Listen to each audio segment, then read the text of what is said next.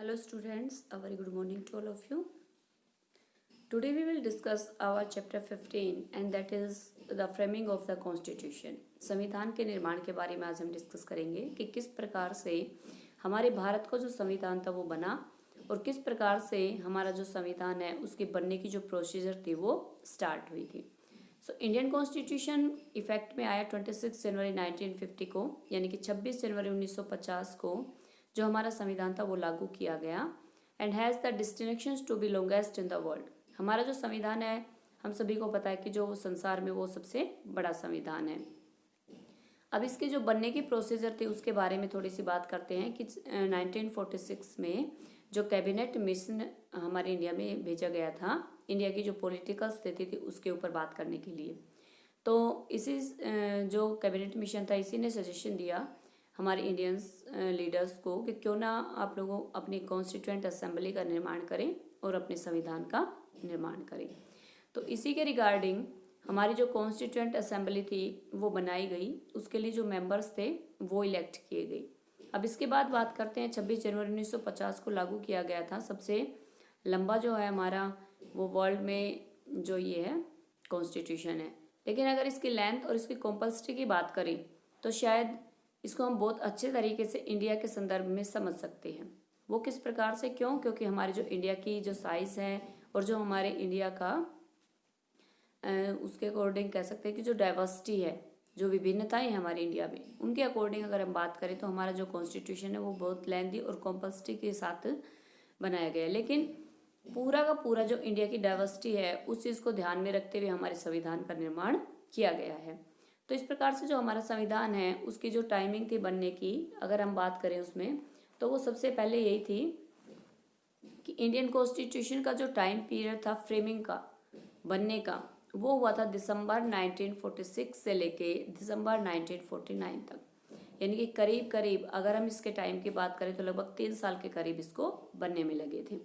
यानी कि पूरे अगर हम एक एग्जैक्ट टाइम की बात करें तो 2 साल और 11 मंथ्स और 18 डेज का जो टाइम पीरियड था वो इसमें लगा था। इंडियन कॉन्स्टिट्यूशन 1946 से लेके 1949 तक फ्रेम किया गया था और हमारा जो संविधान है उसमें अगर हम बात करते हैं तो इतना बड़ा जो संविधान है उसको पूरे इंडिया की डाइवर्सिटी को देखते हुए तैयार किया गया था। अब इसमें मेन रोल प्ले करने वाले जो लीडर्स थे हमारे डॉक्टर B.R. अम्बेडकर, जिनको कि हमारे कॉन्स्टिट्यूशन का जनक कहा जाता है। साथ में पंडित नेहरू थे, डॉक्टर राजेंद्र प्रसाद जो कि क्या बनाए गए थे, संविधान सभा के अध्यक्ष बनाए गए थे। अल्लादी स्वामी थे, K.M. मुंशी थे, हंसा मेहता थे। ये सारे के सारे कॉन्स्टिट्यूशन के लिए एक बहुत अच्छा काम करने वाले सदस्य थे।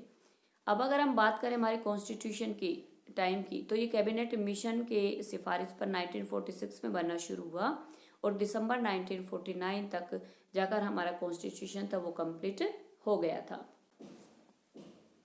उसके बाद कॉन्स्टिट्यूएंट असेंबली के लिए मेंबर्स की अगर हम बात करते हैं तो टोटल इसमें 300 प्लस में 89 जो मेंबर्स थे, यानी कि 389 मेंबर इलेक्ट किए गए थे। अब जब इनके इलेक्शन की बात आई तो जो मेंबर्स को इलेक्ट करने की बात थी वो हमारे पूरे इंडिया से इलेक्ट किए गए थे। उसमें मुस्लिम लीग के भी मेंबर्स थे, हमारी जो 4 चीफ कमिश्नरीज थी उनके भी मेंबर्स थे, साथ में जो हमारे छोटी छोटी देसी रियासतें उस टाइम पे फॉर्म हो गई थी वो भी जो कि इंडिपेंडेंट होके काम कर रही थी, वो सारी की सारी देसी रियासतें भी इसमें इलेक्ट होके जो मेंबर्स आए थे वो कॉन्स्टिट्यूएंट असेंबली के मेंबर बने थे। अब मुस्लिम लीग अब बाइकआउट कर रही है कॉन्स्टिट्यूएंट असेंबली का। वो किस रीजन से? क्योंकि 82% जो मेंबर्स थे वो कांग्रेस से इलेक्ट होके आए थे, यानी कि 82% मेंबर्स हमारी जो असेंबली थी, संविधान सभा थी, उसमें कांग्रेस के थे।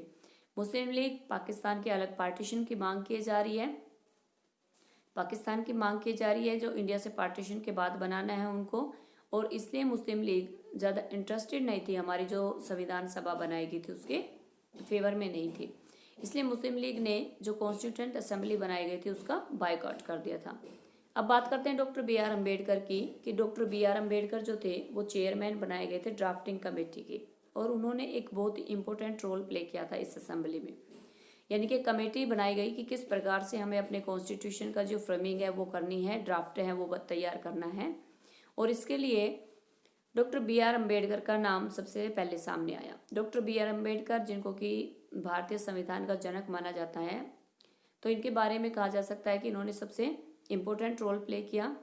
साथ में BN राव थे, इन्होंने ड्राफ्टिंग कमेटी के लिए एक एडवाइज़र के रूप में काम किया। 2 मेंबर्स और थे जिन्होंने कि ड्राफ्टिंग कमेटी में एक बहुत इम्पोर्टेंट रोल प्ले किया था। डॉक्टर BR अम्बेडकर के बारे में बात करते हैं कि डॉक्टर BR अम्बेडकर जो थे, उन्होंने महात्मा गांधी के साथ पूना में दोनों के बीच में पैक्ट हुआ था, जिसमें जो अम्बेडकर थे वो सेपरेट इलेक्टोरल की जब मांग कर रहे थे, तो गांधी जी ने उनको समझाया था कि इस प्रकार से अगर हमारा जो कॉन्स्टिट्यूशन है बनेगा या फिर हमारा जो इंडिया है वो पूरे अलग अलग छोटे छोटे पार्टीशन में बट जाएगा। तो इसलिए डॉक्टर अम्बेडकर ने गांधी जी की बात को मानते हुए सेपरेट इलेक्टोरल की मांग को छोड़कर रिजर्वेशन की बात रख दी कि जो डिप्रेस्ड क्लासेस हैं, जो दलित लोग हैं, उनके लिए हम अपने संविधान में रिजर्वेशन रखेंगे। इसी प्रकार से आगे हम बात करें, इसमें KM मुंशी और अल्लादी कृष्ण स्वामी अय्यर ये इंपॉर्टेंट रोल प्ले करने वाले थे ड्राफ्टिंग कमेटी के लिए डॉक्टर BR अम्बेडकर के साथ मिलकर। जब ड्राफ्टिंग कमेटी की बात आई तो उसी के बाद जो इसके फर्स्ट अधिवेशन हुआ था 9 दिसंबर को 11 दिसंबर को, उसमें टेम्परेरी जो चेयरमैन बनाए गए थे वो थे सच्चिदानंद सिन्हा। उसके बाद इलेक्ट हो गए 11 दिसंबर को हमारे डॉक्टर राजेंद्र प्रसाद। तो अगर संविधान सभा के अध्यक्ष की बात आती है तो डॉक्टर राजेंद्र प्रसाद का नाम आता है। उसके बाद 13 दिसंबर 1946 की अगर हम बात करें तो नेहरू ने ऑब्जेक्टिव रिसोल्यूशन रखा कॉन्स्टिट्यूएंट असेंबली के सामने, यानी कि एक उद्देश्य प्रस्ताव पेश किया गया नेहरू जी के द्वारा कॉन्स्टिट्यूशन असेंबली में कि किस प्रकार से हमारे कॉन्स्टिट्यूशन में, हमारे संविधान में किस किस प्रकार के आइडल्स रखे जाएंगे और किस किस प्रकार के जो आदर्श वहाँ पर स्थापित किए जाएंगे ताकि हमारे पूरे इंडिया की यूनिटी के लिए काम हो सके। तो कह रहे हैं कि ये जो मोन्यूमेंट्स रिसोल्यूशन था outlines the defining idols of the constitution of independent India and provide the framework. इसका मेन काम यही था कि हमारे जो इंडिपेंडेंट होगा, जब हमारा इंडिया आज़ाद हो जाएगा तो उसको एक फ्रेमवर्क प्रदान करवाएगा जो हमारा संविधान है। उसकी जो फ्रेमिंग की गई, उसके में जो ऑब्जेक्टिव्स रखे गए वो सारे के सारे प्रस्तुत किए गए थे पंडित नेहरू के द्वारा। तो इस प्रकार से हम अपने अगर कॉन्स्टिट्यूशन असेंबली की अगर हम बात करते हैं इसमें, तो हमारी जो असेंबली थी उसका जो टाइम पीरियड था बनने का वो करीब करीब 3 साल के लगभग लगा था। और इसमें 26 नवंबर 1949 को हमारा कॉन्स्टिट्यूशन फाइनली बहुत लंबे डिबेट्स के बाद कंप्लीट हो गया था। अब डिबेट की बात कर रहे हैं तो इसमें डिबेट्स मेनली किसके ऊपर, लैंग्वेजेस के ऊपर, माइनॉरिटी के ऊपर और मेजॉरिटी के ऊपर, कि किस प्रकार से जो हमारे अल्पसंख्यक लोग हैं उनके लिए काम किया जाएगा हमारे संविधान में, या फिर किस प्रकार से जो लोग डिप्रेस्ड क्लासेस से रिलेटेड है उनको मेन स्ट्रीम में कैसे लाया जाएगा, लैंग्वेज हमारे इंडिया की कौन सी रखी जाएगी। तो इनके ऊपर सभी मेंबर्स के बीच में लंबा डिबेट चला, बहुत लंबा वाद विवाद हुआ और फाइनली हर प्रॉब्लम का सोल्यूशन निकालते हुए हमारे इंडिया के लिए एक कॉन्स्टिट्यूशन फ्रेम हो गया।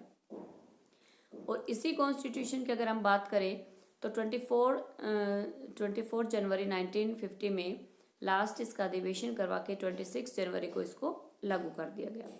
और संविधान को जब लागू करने की बात आती है तो 26 का जो डे था वो हमें इसलिए ही चूज़ किया था क्योंकि हमने अपना जो पहला इंडिपेंडेंस डे था, पहला जो स्वतंत्रता दिवस था वो कब मनाया था, वो 26 जनवरी 1930 को मनाया था। तो यही एक रीज़न है कि हमारा जो कॉन्स्टिट्यूशन हमने जब लागू करने की बात आई कि नवंबर में तैयार हो गया, रेडी हो गया, उसके बाद हम इसको जनवरी में लागू कर रहे हैं। तो 26 जनवरी 1950 को लागू किया गया और भारत एक गणतंत्र जो देश है वो बन गया था, एक रिपब्लिक कंट्री के रूप में हमारे सामने आया। और इसके हमारे देश के पहले जो प्रेसिडेंट बनाए गए डॉक्टर राजेंद्र प्रसाद, जो कि कॉन्स्टिट्यूएंट असेंबली के अध्यक्ष थे। तो इस प्रकार से हमारे कॉन्स्टिट्यूशन की फ्रेमिंग हुई करीब करीब 3 साल के लगभग। और अगर हम इसके एग्जैक्ट टाइम की बात करें तो 2 years 11 months और 18 days का टाइम इसको लगा था। 1946 से लेके 1949 तक हमारे कॉन्स्टिट्यूशन की फ्रेमिंग की गई, बनाया गया, लिखा गया। साथ में BR अम्बेडकर जिन्होंने कॉन्स्टिट्यूशन को बनाने में सबसे इम्पोर्टेंट रोल प्ले किया था, उनके ड्राफ्टिंग कमेटी का चेयरमैन बनाया गया था। रिसोल्यूशंस जो उद्देश्य प्रस्ताव था रखा गया था डॉक्टर जो हमारे पंडित जवाहरलाल नेहरू थे उनके द्वारा। इस प्रकार हमारा कॉन्स्टिट्यूशन के ऊपर अलग अलग देश के इफेक्ट हम देखने को मिल सकते हैं, क्योंकि हमारे जो इलेक्टेड मेंबर्स थे उन्होंने सभी मोस्टली कंट्रीज जिसमें south Africa, America, England, Australia, सभी का डीपली स्टडी की और इंडिया की डाइवर्सिटी के अकॉर्डिंग फिर उसमें चेंज करके हमारा जो कॉन्स्टिट्यूशन है वो लिखा गया था। तो इस प्रकार से हमारा कॉन्स्टिट्यूशन फ्रेमिंग की जो टाइमिंग थी वो 1946 से लेके और 1949 तक की थी। तो इस प्रकार से हमारा जो चैप्टर है कॉन्स्टिट्यूशन से रिलेटेड एक इम्पोर्टेंट चैप्टर्स हैं और इसमें हमारे पूरे के पूरे संविधान की जो फ्रेमिंग की गई है, किस प्रकार से हमारा ये बनाया गया है, ये इसमें शो किया गया है। Okay students, thanks to all.